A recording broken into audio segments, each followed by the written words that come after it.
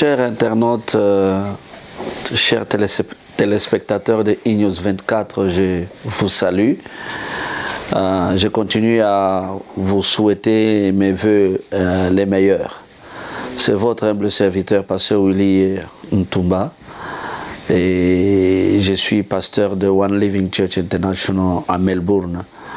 Et sur l'adresse, pour ceux-là qui habitent à Melbourne, l'adresse est Foster Street, au numéro 106, au sud numéro 5. Donc, si vous vous êtes intéressé, venez visiter notre culte ou notre église. Vous venez à cette adresse-là à partir de 10h chaque dimanche. Nous terminons à 12h. Mon numéro de téléphone, c'est plus 61 431 47 47 94. Pour ceux-là qui sont loin, qui souhaitent nous contacter, voilà, c'est ça notre numéro. Aujourd'hui, Dieu m'a mis à cœur de partager sur quelque chose. C'est quoi la chose? Je voudrais parler sur la langue, ta langue. Donc, ta langue. La parole de Dieu dit: la mort et la vie sont au pouvoir de la langue. Alors, je voudrais vraiment que nous puissions comprendre sur un peu la langue à la lumière des Écritures. Nous allons lire un passage dans Psaume chapitre 34 et nous allons lire le 14e verset. Disons, hein? Oui, 13e et 14e verset. Psaume chapitre 34, la Bible dit: quel est l'homme qui aime la vie, qui désire la prolonger pour jouir du bonheur? 14. Préserve ta langue du mal et tes lèvres des paroles trompeuses. Ici, le psalmiste a posé une question. Il dit, quel est l'homme?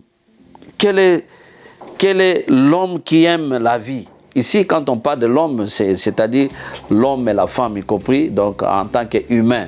Si tu aimes la vie, tu veux la prolonger,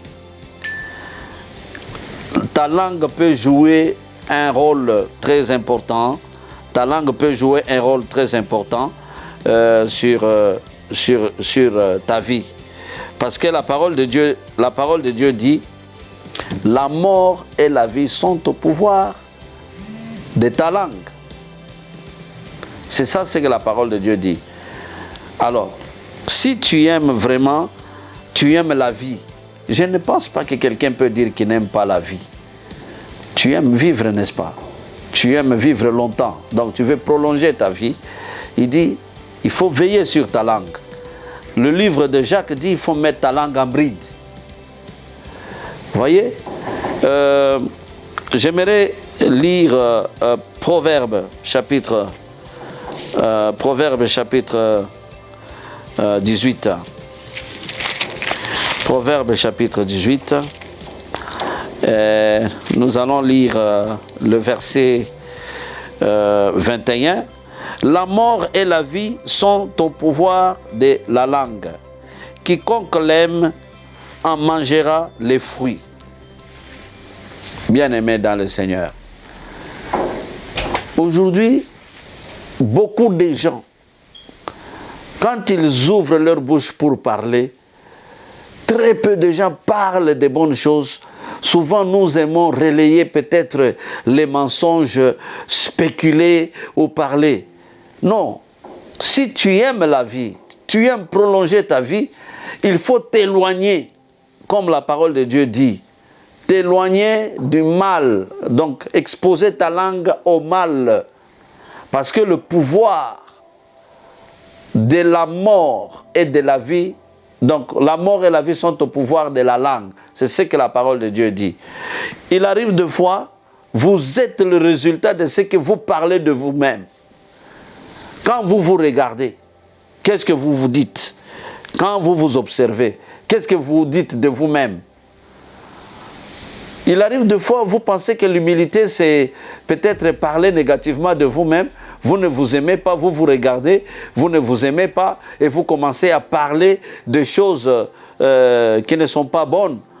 Et je vais aussi vous dire, quand vous passez des moments difficiles, quelles sont les paroles qui sortent de la bouche? Et c'est ce qui vous façonne.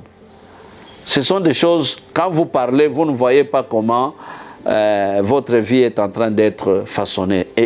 C'est-à-dire, vous êtes le résultat de ce que vous dites de vous-même. C'est pourquoi, donne la vie, donne-toi la vie.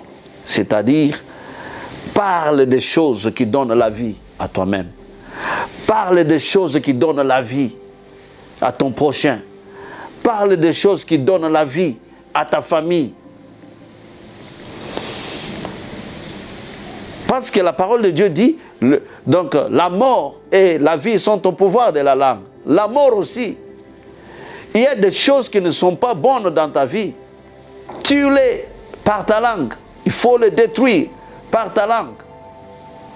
Il faut les détruire par ta langue. Tu peux les tuer par ta langue.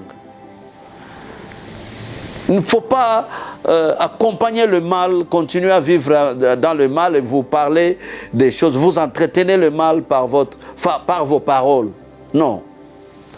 Bien-aimés, nous sommes enfants de Dieu.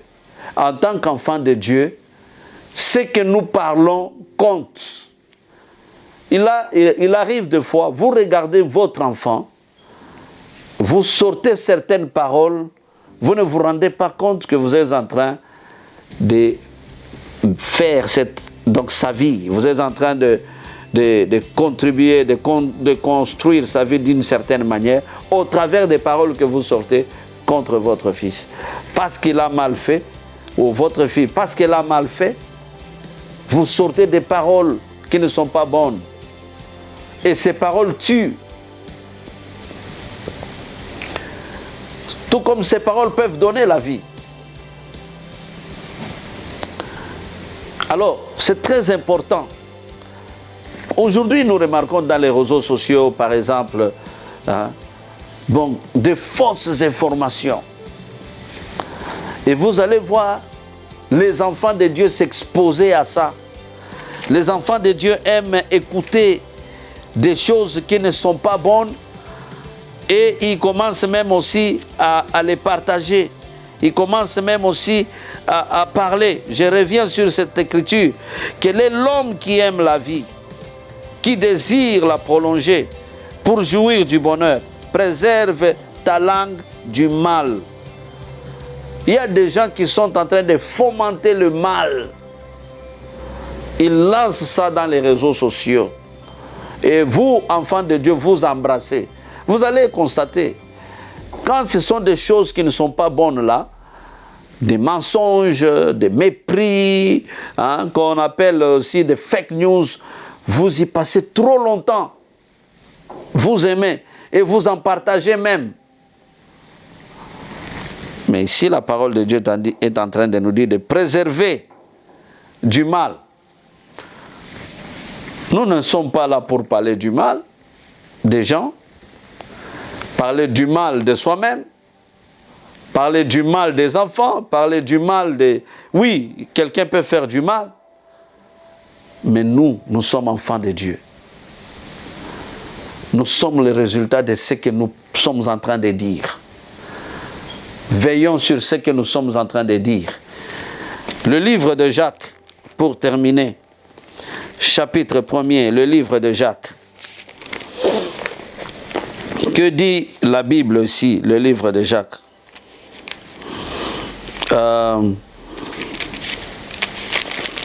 Jacques, chapitre 1er, verset 26.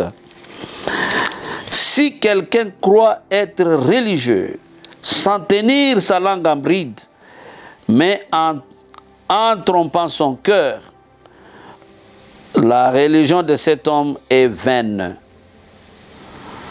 La religion de cet homme est vaine.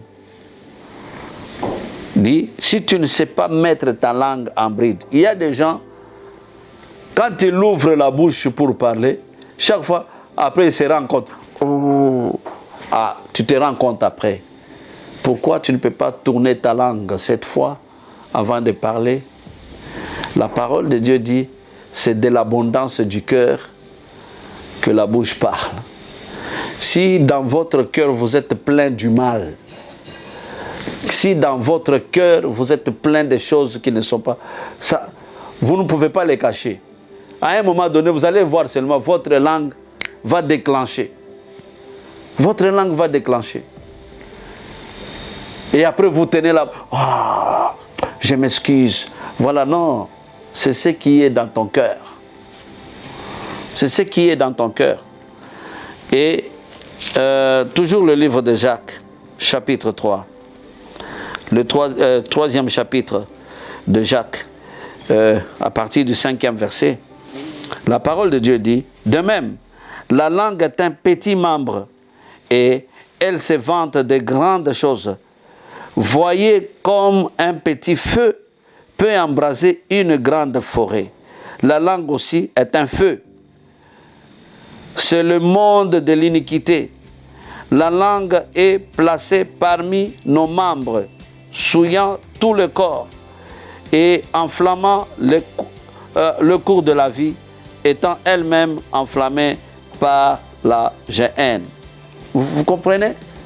Donc, il dit, la langue, c'est un membre parmi les membres que nous avons.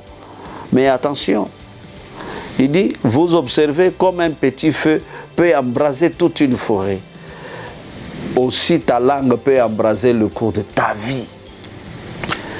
Si vous continuez là-bas, vous allez comprendre une chose. Il dit, il y a des animaux, des grands animaux, la baleine, donc l'homme peut les dompter.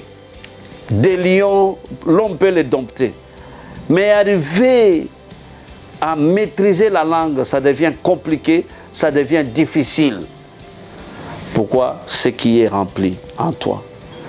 Alors, bien-aimés, ici, je suis en train de chuter et je suis en train de vous dire, il faut tenir votre langue en bride. Soyez capable de contrôler ce qui sort de la bouche. Et pour que vous ayez une bonne vie longue, sachez ce que vous êtes en train d'emmagasiner. Vous êtes là, vous vous mettez devant votre télévision, dans les réseaux sociaux, vous êtes toujours là en train d'emmagasiner que le mensonge, le mal, la haine, toutes ces histoires-là. Et c'est ce qui sera en vous. Et quand vous allez ouvrir la bouche pour parler, c'est ce qui va sortir. Bien-aimés dans le Seigneur, c'est ce que le Seigneur m'a mis à cœur de parler, de vous parler aujourd'hui.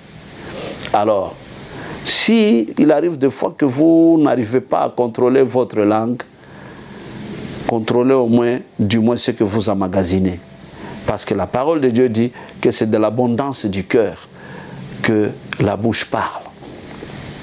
Qu'est-ce que vous emmagasinez quand vous regardez la télévision? Vous passez beaucoup de temps à regarder quoi? Alors, il faut faire attention. Si vous me regardez, vous n'avez pas encore reçu le Seigneur, Jésus-Christ comme Sauveur. Voilà, je vous donne cette opportunité de le recevoir. Comment vous allez le recevoir? C'est en prenant seulement cette décision et en faisant cette courte prière. Seigneur Jésus, j'ai besoin de toi. Aujourd'hui, je t'accepte comme mon Sauveur et mon Seigneur. Prends la direction de ma vie. Au nom de Jésus-Christ. Amen.